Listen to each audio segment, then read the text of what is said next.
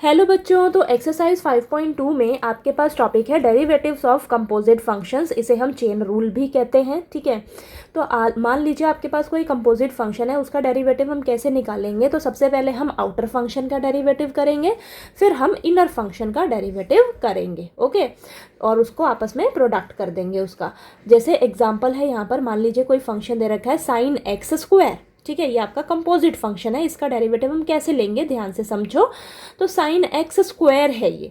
ठीक है, अब साइन का डेरिवेटिव तो हमें पता है कि कॉस होता है। ओके, तो यहाँ साइन के लिए सबसे पहले हम लेंगे, साइन का डेरिवेटिव कॉस हो जाएगा, और यहाँ एक्स स्क्वायर है तो ये एक्स स्क्वायर हो जाएगा। ठीक है, यहाँ पर अगर एक्स होता तो उसका डेरिवेटिव तो 1 हो जाता, वहीं पर ख़त्म हो जाता क्वेश्चन। ठीक है, लेकिन यहाँ पर एक्स नहीं है, क्या है, एक्स स्क्वायर है।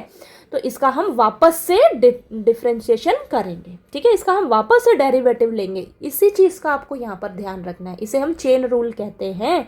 ठीक है, अगर यहाँ पर x होता तो यहाँ पर यही ख़त्म हो जाता, cos x आके आपका आंसर आ जाता। ठीक है, क्योंकि x का डेरिवेटिव तो 1 होता है, लेकिन यहाँ पर एक्स स्क्वायर है बच्चा, x नहीं है, एक्स स्क्वायर है, तो एक्स स्क्वायर का आप वापस से डेरिवेटिव निकालोगे।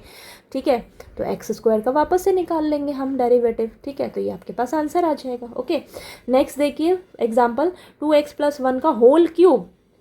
तो सबसे पहले क्या करोगे आप, पावर का डेरिवेटिव करोगे तो पावर आगे उठकर आ जाएगी, पावर में से 1 माइनस कर दोगे। ठीक है, फिर हम अंदर वाले का भी डेरिवेटिव करेंगे। ठीक है, अंदर, अभी तो आपने पावर का किया ना सिर्फ।